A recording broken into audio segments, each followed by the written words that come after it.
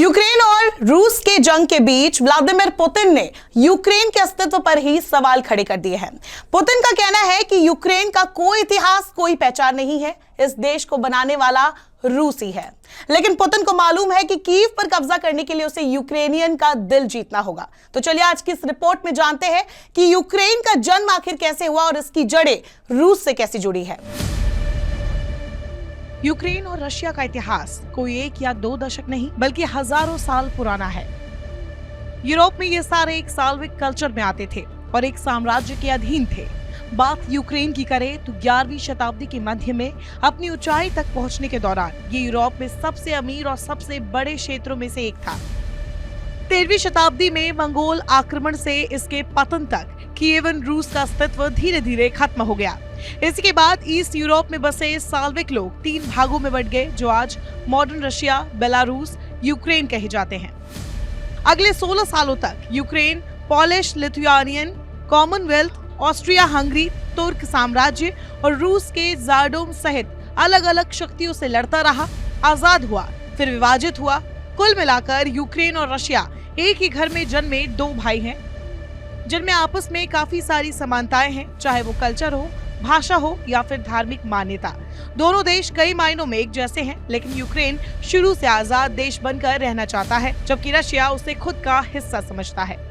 Ukraine का एक बड़ा ईस्टर्न भाग रशिया से बॉर्डर शेयर करता है, जहां प्रो रशिया कल्चर थोड़ा ज्यादा है। हालांकि यूक्रेन का बाकी हिस्सा खुद को पक्का यूक्रेनियन मानता है। नाटो, यूरोपियन यूनियन से रिश्ते स्थापित करते यूक्रेन को हर बार रशिया ने इसीलिए रोका क्योंकि उसे पता है नाटो के 30 किरदारों में से सबसे अहम अमेरिका यूक्रेन के जरिए रशिया पर अधिकार जमा सकता है। ऐसे में रूस चाहता है कि यूक्रेन इसमें उनका साथ दे और यूरोपियन यूनियन और नाटो में शामिल होने के बारे में ना सोचे। हालांकि आजाद सपने देखने वाला यूक्रेन ये बात नहीं मानता और नतीजा सबके सामने है। साल 2013 जब यूक्रेन यूरोपियन यूनियन को ज्वाइन करने वाला था, लेकिन रशिया के राष्ट्रपति पुतिन ने यूक्रेन पर दबाव बनाने के लिए कस्टम रेगुलेशन बढ़ा दिए, इंपोर्ट बंद करवा दिया और फिर $15 बिलियन लोन और सस्ते गैस प्राइस। उस वक्त यूक्रेन के राष्ट्रपति विक्टर यानुकोविच पुतिन के दबाव में आकर यूरोपियन यूनियन से दूर हो जाते हैं। फिर देश में राष्ट्रपति को करप्ट बताकर प्रदर्शन होना शुरू हो जाता है। फिर यूक्रेन में रिवॉल्यूशन ऑफ डिग्निटी 2014 में आई और नतीजा ये निकला कि राष्ट्रपति को इम्पीच कर फिर से इलेक्शन कराए गए। फिर राष्ट्रपति बने पेट्रो पोरोशेंको, जिन्होंने जून 2014 में यूरोपियन यूनियन के साथ एसोसिएशन एग्रीमेंट भी साइन कर ली। पुतिन एक ऐसे राष्ट्रपति है जिन्हें हार मानना पसंद नहीं। पुतिन ने 2014 में यूक्रेन के क्रीमिया में अपनी मिलिट्री भेज उस पर कब्जा कर लिया। 21 फरवरी 2022 जब व्लादिमीर पुतिन ने पूरी दुनिया के सामने ऐलान कर दिया कि अब यूक्रेन के 2 भाग डोनेट्स्क और लुहांस्क आजाद है। बता दें, इन दोनों इलाकों का एरिया रशिया से बॉर्डर शेयर करता है। साथ ही यहाँ एक बड़ा धड़ा है जो प्रो रशिया है, उनका अपना संगठन भी चलता है। अब लौटे यूक्रेन और रशिया के रिश्ते को लेकर तो अहम कहानी में है 1917 में आई रूसी क्रांति। इसे बोल्शेविक क्रांति भी कहा गया। बोल्शेविक क्रांति विश्व की महत्वपूर्ण क्रांतियों में से एक थी, जिसने न केवल निकोलस की तानाशाही, एकतंत्री और स्वेच्छाचारी शासन का अंत किया, बल्कि पूंजीपतियों और सामंतों का भी अंत किया। इस क्रांति के पीछे जापान से 1905 में हारी जंग भी बड़ी वजह थी।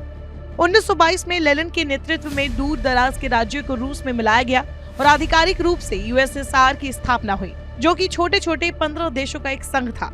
इसमें यूक्रेन भी शामिल था। 1991 में जब यूएसएसआर या कहे सोवियत यूनियन टूटा तो 15 अलग अलग देश बने, जिनमें एक रशिया भी है। बाकी पड़ोसी देशों की तरह यूक्रेन और रूस के बीच साझी विरासत का इतिहास है, जो दोनों को जोड़ने के साथ साथ एक ढंग से अलग भी करती है। ये कहानी 9वीं सदी में मौजूदा यूक्रेन की राजधानी कीव से शुरू होती है। कीव प्रथम स्लाविक साम्राज्य की राजधानी थी। इस राज्य का गठन स्कैंडिनेवियन कबीले ने किया था, जो स्वयं को रूस कहते थे। यही महान मध्यकालीन राज्य बाद में कीवियन रूस कहलाया। रूस और यूक्रेन दोनों का जन्म इसी महान साम्राज्य से हुआ है। 12वीं सदी में मॉस्को की स्थापना हुई। जानकार मानते हैं कि दोनों देशों की उत्पत्ति बेशक एक ही राज्य से हुई हो, पर बीती 9 सदियों में यूक्रेन का अनुभव अलग रहा है, क्योंकि उसकी तकदीर का फैसला अलग अलग समय पर अलग अलग ताकतों ने किया है। वापस आते हैं साल 1991 में, जब सोवियत संघ बिखर गया और साल 1997 में रूस और यूक्रेन के बीच संधि हुई। इसके जरिए यूक्रेन की सीमाओं की अखंडता की पुष्टि हुई, लेकिन देश के अलग अलग इलाकों में कुछ ऐसी खामियां रह गई जिससे दरारें बनी रही।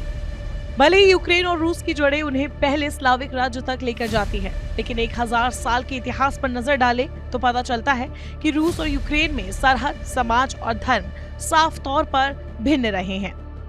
यूक्रेन की राजधानी कीव मॉस्को से सैकड़ों साल पहले अस्तित्व में आ चुकी थी। तभी यूक्रेन की राजधानी कीव को रूस भी अपनी आधुनिक संस्कृति, धर्म और भाषा का जनक मानता है। इसी के बाद ईस्ट यूरोप में बसे स्लाविक लोग 3 भागों में बढ़ गए।